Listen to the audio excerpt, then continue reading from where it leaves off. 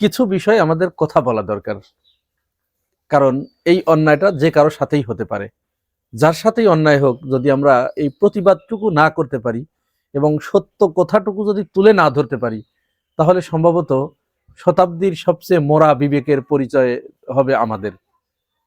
আমরা দেখেছি গত ঈদের দিন বিরোধী দলীয় নেতা জামাত আমির ডক্টর শফিকুর রহমান তিনি বিদেশি কূটনীতিকদের সাথে ঈদের শুভেচ্ছা বিনিময় করেছেন। শুভেচ্ছা বিনিময় করতে গিয়ে তিনি ঈদের যে নির্মল আনন্দ, একেবারে নির্ভেজাল আনন্দ যাকে আমরা বলি, গ্রামে গ্রামে যেমন আমরা ঈদের জামাত করেছি, জামাতের শেষে প্রত্যেকেই প্রত্যেকের সাথে কুলাকুলি করেছি, মুসাফাহা করেছি, পারস্পরিক কুশল বিনিময় করেছি। জামাত আমির তার সরকারি বাসভবনে উঠেছেন, বিরোধী দলীয় নেতার যে বাসভবন, সেখানে তিনি কূটনীতিকদের সম্মানে ঈদের যে শুভেচ্ছা বিনিময় জ্ঞাপন এটার আয়োজন করেছিলেন। সেখানে বিদেশি যে কূটনীতিকরা গিয়েছেন সাক্ষাৎ করতে, শুভেচ্ছা আদান প্রদান করতে, তাদের সাথে তিনি নির্মল একটা আনন্দে মেতে উঠেছিলেন।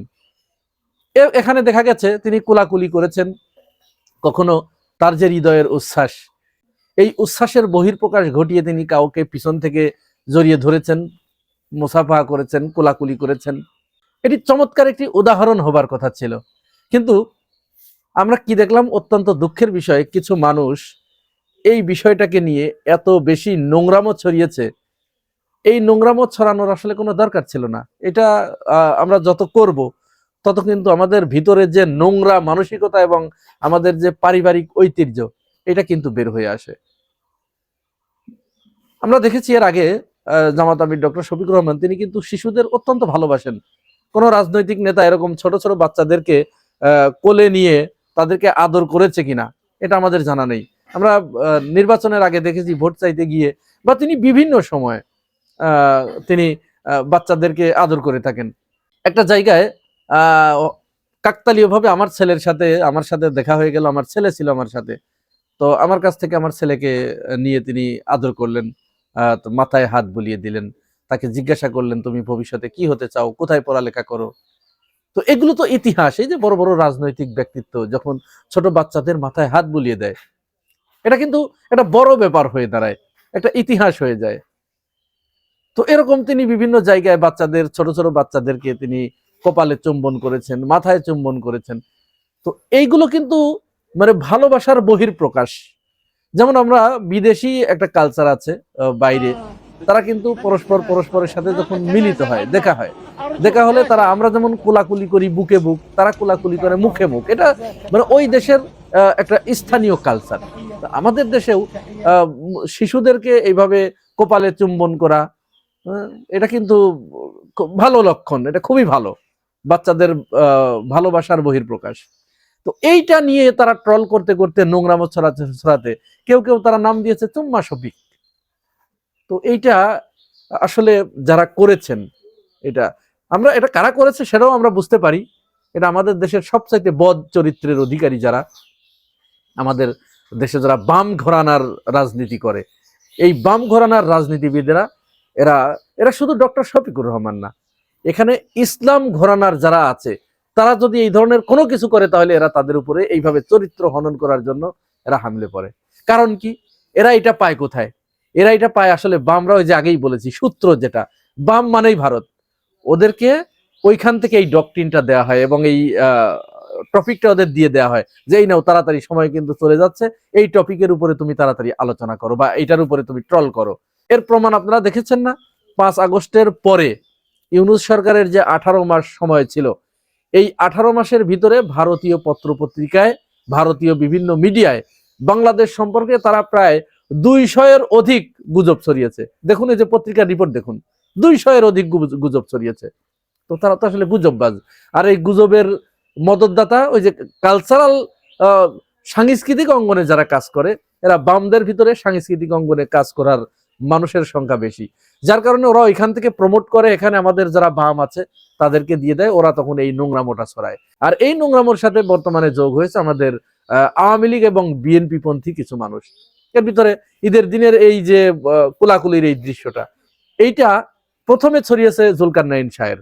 আমি জানি না ভদ্রলোক কেন এরকম ছোট ছোট বিষয় নিয়ে তিনি এরকম নোংরামো ছড়ান, এটা আমার জানা নাই। তিনি তো আপাদমস্তক একজন মুজিব প্রেমী মানুষ, আওয়ামী প্রেমী মানুষ, বিএনপির ঘাড়ে এখন সওয়ার হয়েছেন, এই ভদ্রলোক তিনি এই বিতর্কটা উস্কে দিয়েছেন।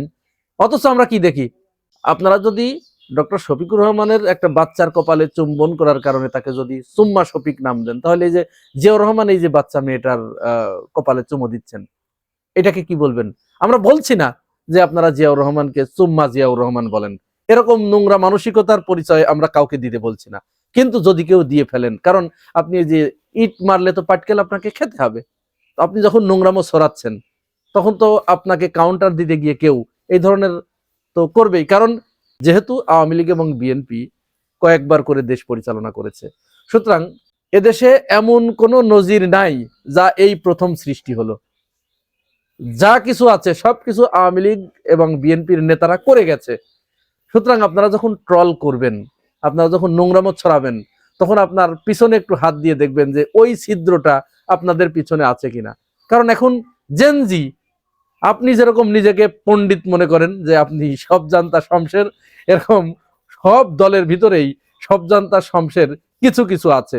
তাহলে আপনি যখন ডক্টর শফিকের একটা বাচ্চার কপালে চুমু দেয়াকে আপনি চুম্মা শফিক নামকরণ করছেন এবং ওইটা নিয়ে ট্রল করছেন, তো তারা তো বসে থাকবে না। এই যে জিয়াউর রহমানের এই ছবিটা বের করে ফেলেছে তারা, এখন কি করবেন? বিষয়টা কি খুব ভালো হলো? খুব ভালো লাগলো? জিয়াউর রহমানের মতো একজন ব্যক্তিত্বের চরিত্র নিয়ে যখন সামনে আসবে, কারণ উপায় তো থাকবে না। আপনি যাকে গালি দিবেন সে তো তার হাতে আর কোনো অপশন থাকবে না আপনাকে গালি দেয়া ছাড়া।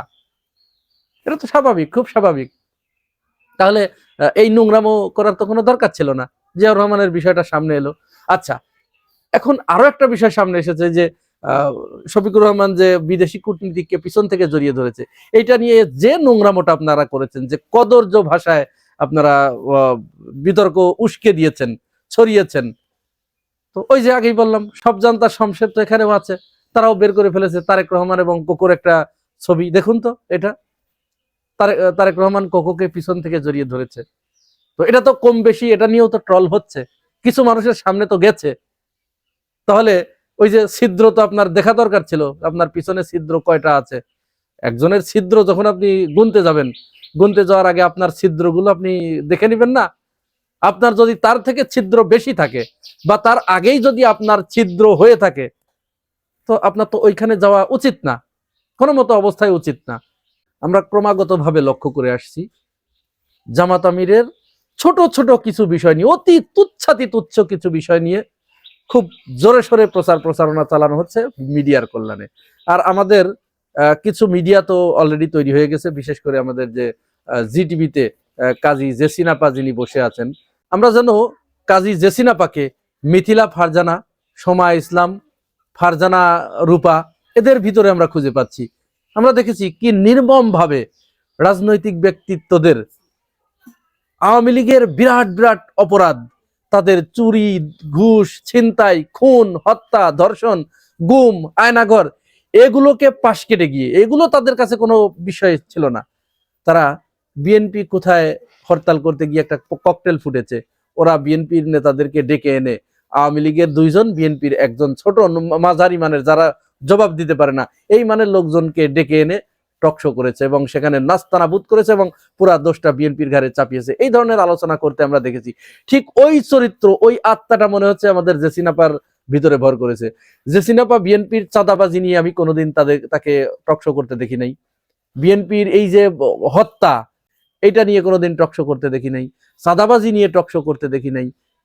এত বড় বড় অপরাধ সংগঠিত হচ্ছে দেশের ভিতরে, এইটা নিয়ে কোনো টকশো করতে দেখি নাই। কিন্তু তিনি যখনই জামাতের কেউ কোনো জায়গায় হয়তো একটু বায়ু ছেড়েছেন, একটু শব্দ হয়েছে, ব্যাস উনি বিএনপির 2 জন আর জামাতের ওই নিচের দিকের, বা জামাতের অনেক সময় কাউকে ডাকেই না, অন্য কাউকে ডেকে সেখানে তিনি বিতর্ক উস্কে দেন যে জামাতের অমুক, তিনি এত জোরে বায়ু ছেড়েছেন, এই বায়ুতে অনেকের কানের তালা ফেটে গেছে, এইটা কেন হলো, এই ব্যাপারে আপনার মতামত দেন। উনি এখানে আলোচনায় বসে যান। এই জিটিভি আমরা দেখছি যে 71-এর একেবারে স্বয়ং প্রতিভূ হয়েছে বর্তমান জিটিভি এবং অন্যান্য সমস্ত মিডিয়াগুলোই, কিন্তু এইটা এখানে একটু বেশি দেখতে পাচ্ছি। এটা কেন? এই নোংরামোটা বন্ধ করতে হবে। এই নোংরামোটা যদি বন্ধ না করেন, তাহলে জামাত আমিরকে বা জামাতকে সমালোচনা করতে করতে, তাদের তো আসলে সমালোচনার খুব বেশি কিছু নাই, তারা ওই ধরনের চুরি চামারি ঘুষ দুর্নীতি সুদ এগুলোর ভিতরে আসলে তারা যাচ্ছে না। আমরা সম্প্রতি একটা ভিডিও দেখেছি, সেখানে কোনো একটা বিষয় নিয়ে কোন একটা গ্যাঞ্জাম হচ্ছে, সাংবাদিকরা সেখানে দেখেন কিভাবে, এই দেখো আগে আগে জামাতের কে, জামাতের কে, জামাতের কে, জামাতের কেউ আছে নাকি, এই এই জাতীয় মানে জামাতকে খুঁজে বের করো, এটাই এখন তাদের অবস্থা। তো এইটা যদি আপনারা করতে থাকেন, তাহলে তো এই জামাতের বিরোধিতা করতে করতে এখন তো জামাত ইসলাম, এখন যে পারসেপশনটা তৈরি হয়েছে জামাত ইসলাম মানে এখন মানুষ ধরে নিয়েছে এরাই বাংলাদেশ, আর বাকি যারা জামাতের বিরোধিতা করছে তার মানে তারা বাংলাদেশের বিরোধিতা করছে, এরা বাংলাদেশের শত্রু। তাহলে আখেরে ফলটা দাঁড়ালো কি? দর্শক, এইটা আপনারা বলে যাবেন কমেন্টস বক্সে। আর যদি আপনি চ্যানেলে নতুন হয়ে থাকেন তাহলে একটি সাবস্ক্রাইব করতে ভুলবেন না।